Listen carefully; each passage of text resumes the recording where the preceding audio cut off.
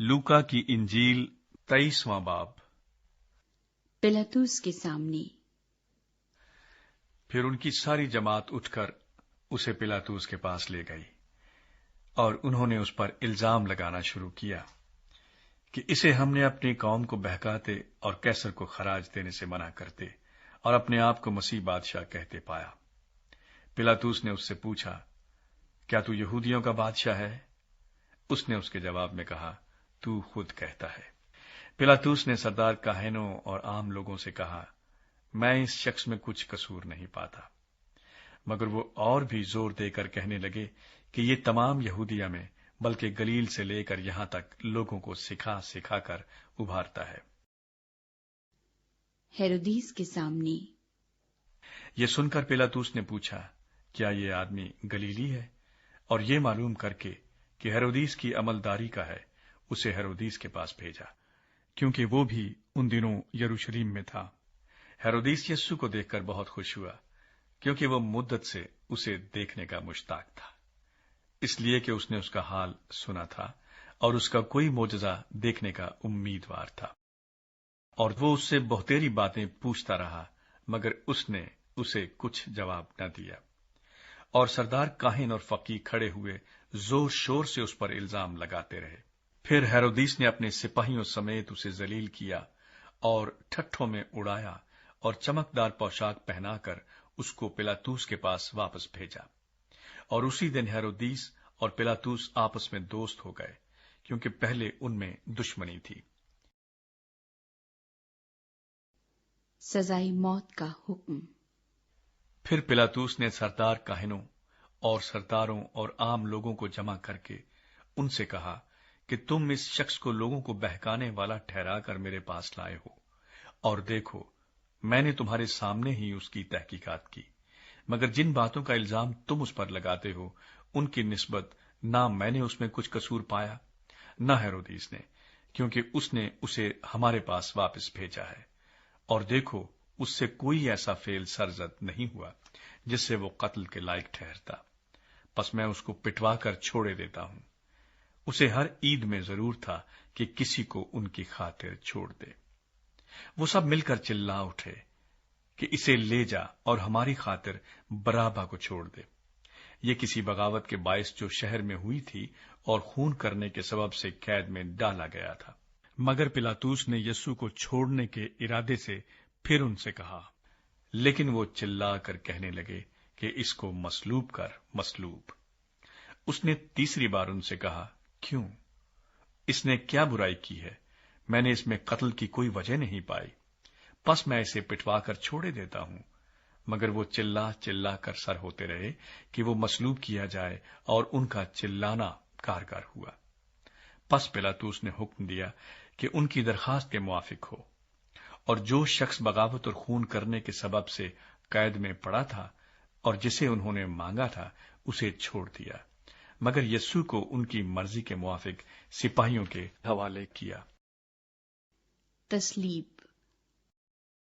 और जब उसको लिए जाते थे तो उन्होंने शमाउन नाम एक कुरेनी को, जो देहात से आता था, पकड़कर सलीब उस पर ला दी कि यस्सु के पीछे पीछे ले चले।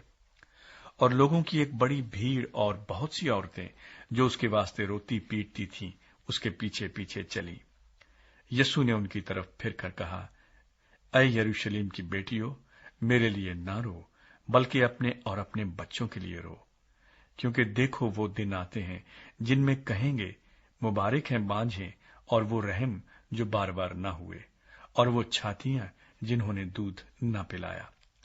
उस वक्त वो पहाड़ों से कहना शुरू करेंगे कि हम पर गिर पड़ो, और टीलों से कि हमें छुपा लो। क्योंकि जब हरे दरख्त के साथ ऐसा करते हैं तो सूखे के साथ क्या कुछ न किया जाएगा। और वो दो और आदमियों को भी जो बदकार थे लिए जाते थे कि उसके साथ कत्ल किए जाएं। जब वो उस जगह पर पहुंचे जिसे खोपड़ी कहते हैं, तो वहां उसे मसलूब किया, और बदकारों को भी, एक को दाहिनी और दूसरे को बाएं तरफ। यस्सु ने कहा, ऐ बाप, इनको मुआफ कर, क्योंकि ये जानते नहीं कि क्या करते हैं। और उन्होंने उसके कपड़ों के हिस्से किए और उन पर कुरा डाला।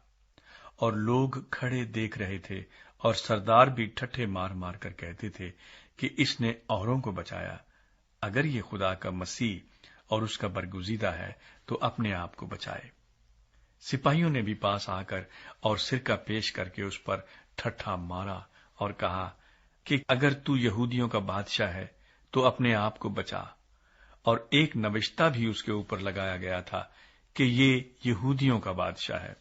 फिर जो बदकार सलीब पर लटकाए गए थे, उनमें से एक उसे यूं ताना देने लगा कि क्या तू मसीह नहीं, तू अपने आप को और हमको बचा।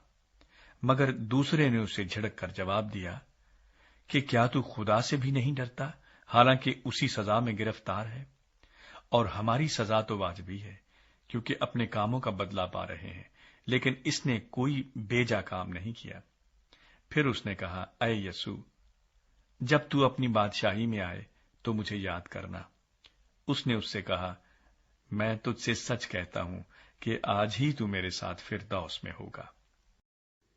यीशु मसीह की मौत। फिर दोपहर के करीब से तीसरे पहर तक तमाम मुल्क में अंधेरा छाया रहा और सूरज की रोशनी जाती रही और मकदिस का पर्दा बीच से फट गया।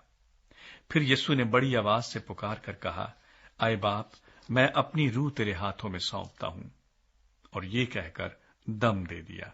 ये माजरा देखकर सूबेदार ने खुदा की तमजीद की और कहा, बेशक ये आदमी रास्तबाज था।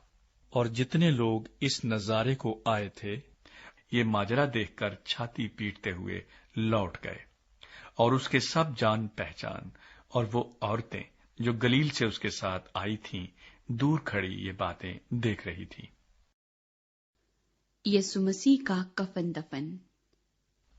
और देखो, यूसुफ नाम एक शख्स मुशीर था, जो नेक और रास्तबाज आदमी था और उनकी सलाह और काम से रजामंद न था।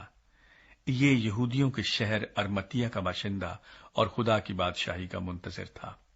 उसने पिलातूस के पास जाकर यस्सु की लाश मांगी और उसको उतार कर महीन चादर में लपेटा, फिर एक कब्र के अंदर रख दिया जो चट्टान में खुदी हुई थी और उसमें कोई कभी रखा न गया था। वो तैयारी का दिन था और सब्बत का दिन शुरू होने को था।